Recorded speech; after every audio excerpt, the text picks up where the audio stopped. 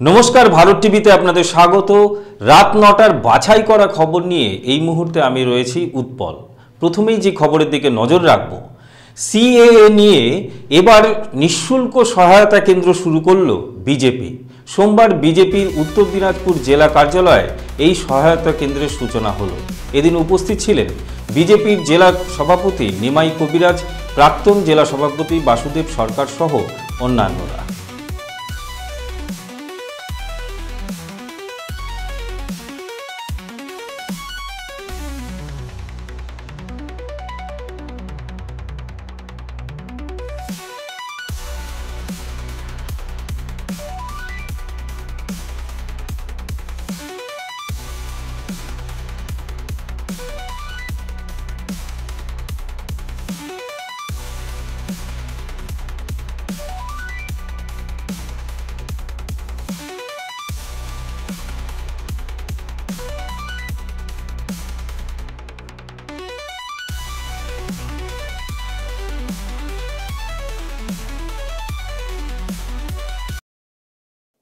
আজকে আমাদের কর্মসূচি আপনারা জানেন, সিএ সহায়তা কেন্দ্র খুলবার জন্য আমাদের জেলা কার্যালয়ে আজ আপনাদের ডাকা হয়েছে। সিটিজেন অ্যামেন্ডমেন্ট অ্যাক্ট, যাতে বাংলাদেশ পাকিস্তান থেকে যে 6 সম্প্রদায়ের মানুষ যাদেরকে ভারতবর্ষে নাগরিকত্ব দেওয়া হবে, সেই নাগরিকত্ব দেওয়ার জন্য সিএ ক্যাম্প খোলা হয়েছে, নিঃশুল্ক ক্যাম্প। এখানে পূর্ববঙ্গ থেকে আসা সনাতন ধর্মের মানুষ, অর্থাৎ হিন্দু ধর্মের মানুষ যারা রয়েছেন, তাদেরকে সিএ ক্যাম্পের মাধ্যমে ভারতবর্ষে স্থায়ী নাগরিকত্বের জন্য নিঃশুল্ক ক্যাম্পের আমরা ব্যবস্থা করেছি। তারই সহায়তা কেন্দ্র খোলা হয়েছে উত্তর দিনাজপুর জেলার কার্যালয়ে। শুধু এখানে নয়, গোটা উত্তর দিনাজপুর জেলার সমস্ত মণ্ডলে মণ্ডলে ক্যাম্প কয়েকদিন থেকে চলছে। আপনারা জানেন, এই ক্যাম্প দেখভালের জন্য আমার উত্তর দিনাজপুর জেলার বিভাগ ইনচার্জ দায়িত্বে রয়েছেন মাননীয় প্রাক্তন সভাপতি বাসুদেব সরকার মহাশয়। আমার এই জেলার প্রমুখ রয়েছেন কমল দেবনাথ মহাশয়, এবং আমার এই জেলা কেন্দ্রে যে ক্যাম্পটি পরিচালনা করবেন তার দায়িত্বে রয়েছেন মাননীয় কৌশিক চৌধুরী মহাশয় এবং রাজেশ বিশ্বাস মহাশয়, এবং সঙ্গে রয়েছেন আমাদের মনোজ দা এবং অসীম দা। এদের নেতৃত্বে গোটা উত্তর দিনাজপুর জেলাব্যাপী সিএ ক্যাম্পের যেসব সহায়তা কেন্দ্র, যাদের যে অসুবিধা হবে, সেই অসুবিধা কি কি লাগবে, কি কি করণীয়, এবং আমাদের এই ক্যাম্প পরিচালনা করার ক্ষেত্রে যাদের যা অসুবিধা হবে, ক্যাম্প করতে গিয়ে যে এফিডেভিট করার বিষয় রয়েছে, ধর্মীয় সার্টিফিকেটের বিষয় রয়েছে, বাংলাদেশি সার্টিফিকেটের বিষয় রয়েছে, যা যা লাগবে এই সহায়তা কেন্দ্র থেকে সহযোগিতা করা হবে। এবং নিঃশুল্কভাবে আমরা ক্যাম্প শুরু করেছি। ইটাহারে চলেছে, আমাদের করণদিঘিতে কয়েক জায়গায় হয়েছে, রায়গঞ্জ বিধানসভার 14 নম্বর কমলাবাড়ি অঞ্চলে হয়েছে, আরো বিভিন্ন জায়গায় এভাবে চলবে এই ক্যাম্প। আগামী দিনে সমস্ত মানুষকে নাগরিকত্ব দেওয়ার জন্য, সনাতন ধর্মের মানুষ, হিন্দু ধর্মের মানুষকে উপকৃত করবার জন্য এই সহায়তা কেন্দ্র আজ আমরা খুললাম, এবং এটা চলতে থাকবে। ইতিমধ্যে দীর্ঘদিন যাবত এই কাজটা চলছে। বাবুলালদা অনেক করেছে, আমাদের বাসুদেব সরকার করেছেন, রাজেশ বিশ্বাস করেছেন, মাননীয় কৌশিক দা অনেক নাম সংগ্রহ করেছেন যাদের আগামী দিনে হবে। এছাড়া আরো বিবিধ সংগঠন তারাও এগুলো কাজ করছে। সমস্ত সনাতন ধর্মের মানুষকে সিএ ক্যাম্পের মাধ্যমে তাদের নাগরিকত্ব দেওয়ার ব্যবস্থা আমরা করব।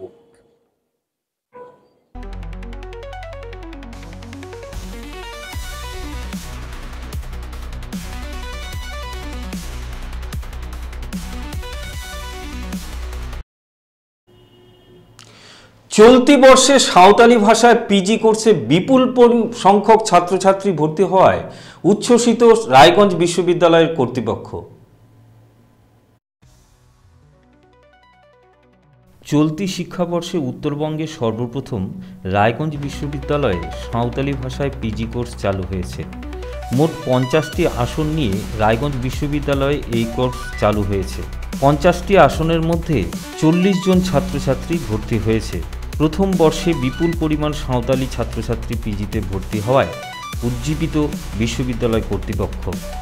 বিশ্ববিদ্যালয়ের রেজিস্ট্রারের দাবি, সাঁওতালি ভাষায় পঠন পাঠন চালু রাখতে সরকার ইতিমধ্যে একজন অধ্যাপক নিয়োগ করেছে।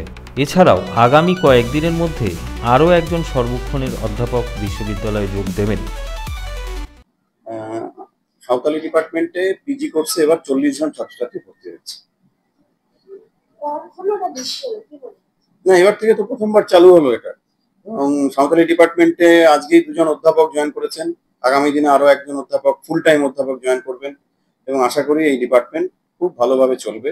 এবং উত্তরবঙ্গের প্রথম বিশ্ববিদ্যালয় রায়গঞ্জ বিশ্ববিদ্যালয়, যেখানে সাঁওতালি ভাষায় কিন্তু পিজি কোর্স আমরা চালু করেছি। উত্তরবঙ্গের সাঁওতালি সমাজে উচ্চশিক্ষার প্রতি আগ্রহ বাড়ায় খুশি বিশ্ববিদ্যালয়ের অধ্যাপক ডক্টর তালু বেসরা। আমাদের বিশ্ববিদ্যালয়ে সাঁওতালি ডিপার্টমেন্টের সিট সংখ্যা ছিল 50টি। তার মধ্যে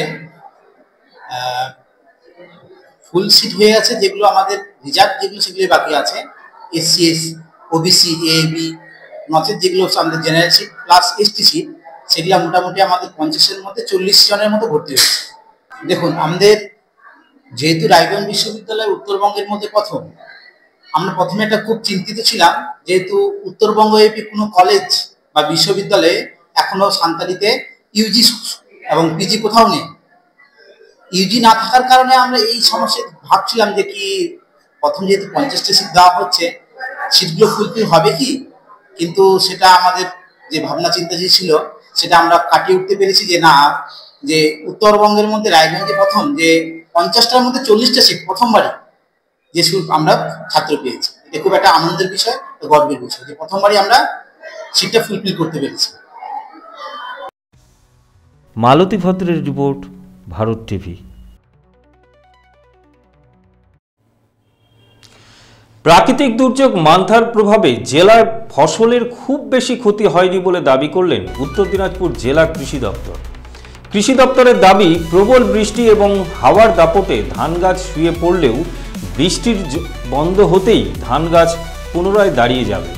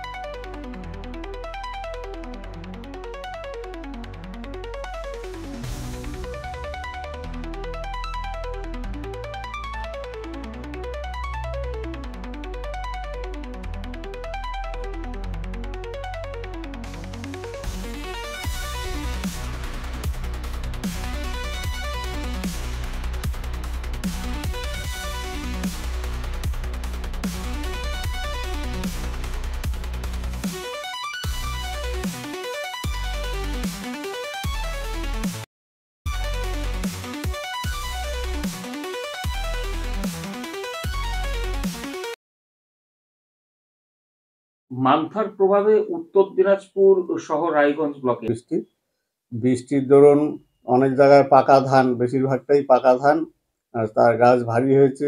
ভিজা গাছ এবং হালকা হাওয়াতে কিছু জায়গায় পড়েছে। সেটা আমরা আনুমানিক একটা তথ্য স্টেট হেডকোয়ার্টারেও জেলার তরফ থেকে আমরা পাঠিয়েছি। সেখানে দেখা গেছে, যা আমরা রিপোর্ট করেছি তার মধ্যে অর্ধেকটা হচ্ছে আমাদের এই সুগন্ধি ধান, বিশেষ করে আমাদের উত্তর দিনাজপুরের তুলাইপাঞ্জি এবং হচ্ছে বেগুনবিচি, যেটা করণদিঘি ব্লকের হয়। আর অর্ধেকটা হচ্ছে উচ্চ ফলনশীল ধান, তার বেশিরভাগটাই পেকে গেছে, 80% উপরে পেকে গেছে। আর 20% হচ্ছে সেগুলো হয়তো আধ পাকা আছে বা কোথাও কাঁচা আছে। সেগুলো একদম নিচু জায়গা যেগুলো, বা নয়নজলি, সেই সব জায়গায় পড়ে গেছে। সেগুলোর ক্ষতির আশঙ্কা আছে, কিন্তু এই মুহূর্তে কতটা ক্ষতি হবে বা আজকের দিনে এটা আমার পক্ষে বলা সম্ভব বা কারোর পক্ষেই সম্ভব নয়। কারণ হচ্ছে রোদ উঠলে পরে অনেকগুলো ধান এমনি রিভাইভ করে যাবে, সেগুলো আবার 15 জায়গায় ফিরে আসবে। চাষিরা ধান কেটে শুকিয়ে নিলে হয়ে যাবে। যেগুলো কাঁচা আছে সেগুলো অনেক জায়গায় জল নামতে শুরু করেছে, কড়া রোদ্র উঠলে হয়তো জলটা শুকিয়ে যাবে। দেশি ধান যেগুলো আছে, সুগন্ধি ধান, সেগুলোর একটা তাদের জন্মগতই ক্ষমতা আছে, শুয়ে পড়লে আবার মাথার দিকে তারা শীষটা নিজেরা তুলে দেয়। সেটা তোলা শুরু হয়ে গেছে আমাদের তুলাইপাঞ্জি। গতকালকেও আমরা বেশ কিছু ফিল্ড ভিজিট করেছি, সেখানে তারা মাথা তুলে দাঁড়াচ্ছে। সেটার কিন্তু পুরোপুরি ক্ষতি বলা যাবে না। এইবার ক্ষতি যেটা বলতে গেলে যেটা বলতে হয় যে আমাদের রবি মরশুমটা যেটা আমরা অনেক আগে শুরু করতে পারতাম, সেটা প্রায় সপ্তাহখানেক পিছিয়ে গেল। এটা একটা ক্ষতি। সরিষার চাষে হয়তো একটু ক্ষতি হবে। ভুট্টার বোনার যথেষ্ট সময় আছে, গম বোনারও সময় আছে। যেটা আমাদের তরি সরিষা, জলদি সরিষা, সেইটার পক্ষে হয়তো সপ্তাহখানেক একটু অসুবিধা হবে। আর সামগ্রিক ক্ষতি এটা 7-8 দিন পরে, যেটা ক্রপ কাটিং বলি আমরা, হলো ফসল চয়ন, সেই অন্বেষা করার পরেই বোঝা যাবে। এই মুহূর্তে কিন্তু কত হেক্টর কত ফলন কমলো বলা মুশকিল, বলা যাবে না।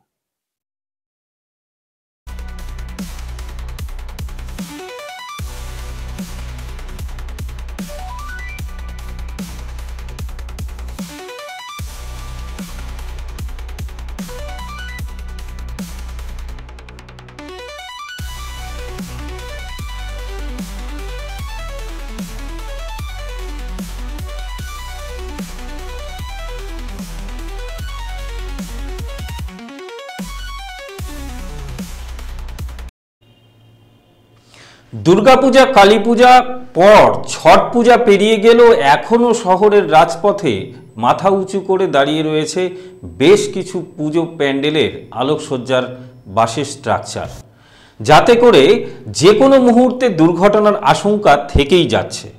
এর আগে রঘু ডাকাত সিনেমার পোস্টার খোলা নিয়ে বিতর্কে জড়িয়েছিল রায়গঞ্জ পৌরসভা, অথচ এখনও সেই বাঁশের স্ট্রাকচার খোলা নিয়ে পৌরসভা উদাসীন কেন, তা নিয়ে প্রশ্ন উঠেছে জনমানসে।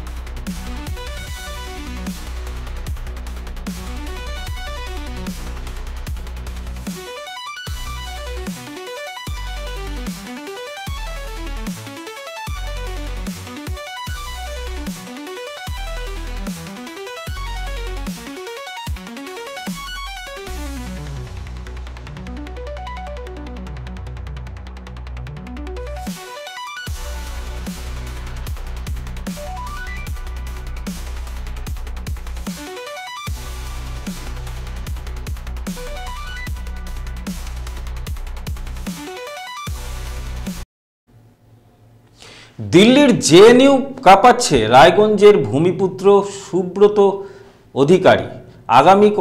আগামীকাল জেএনইউতে ছাত্র সংসদের নির্বাচন। গত 7 দিন যাবৎ এবিভিপির প্রচারে অংশ নিয়েছেন রায়গঞ্জের ভূমিপুত্র এবিভিপির কেন্দ্রীয় কমিটির কার্য সমিতির সদস্য শুভব্রত অধিকারী।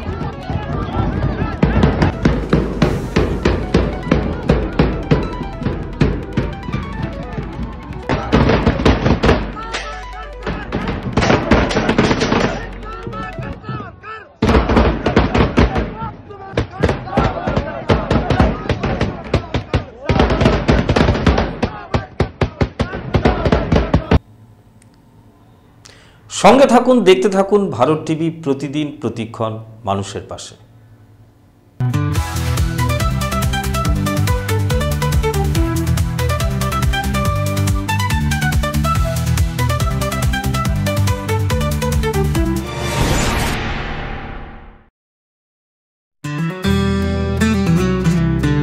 গ্রসারি থেকে কসমেটিক্স,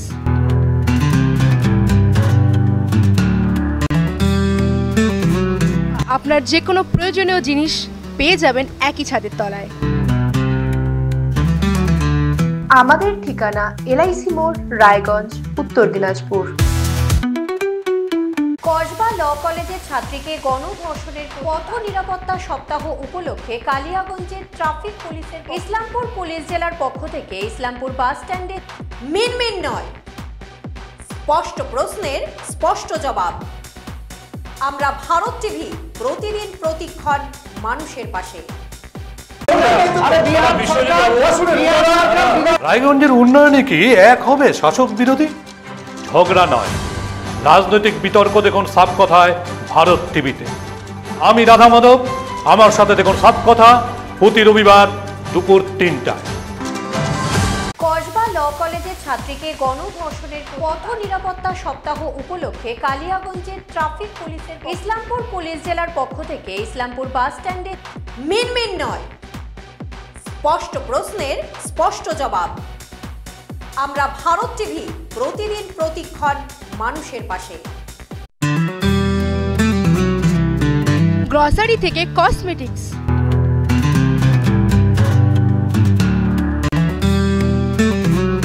আপনার যে কোনো প্রয়োজনীয় জিনিস পেয়ে যাবেন একই ছাদের তলায়। আমাদের ঠিকানা এলআইসি মোড়, রায়গঞ্জ, উত্তর দিনাজপুর।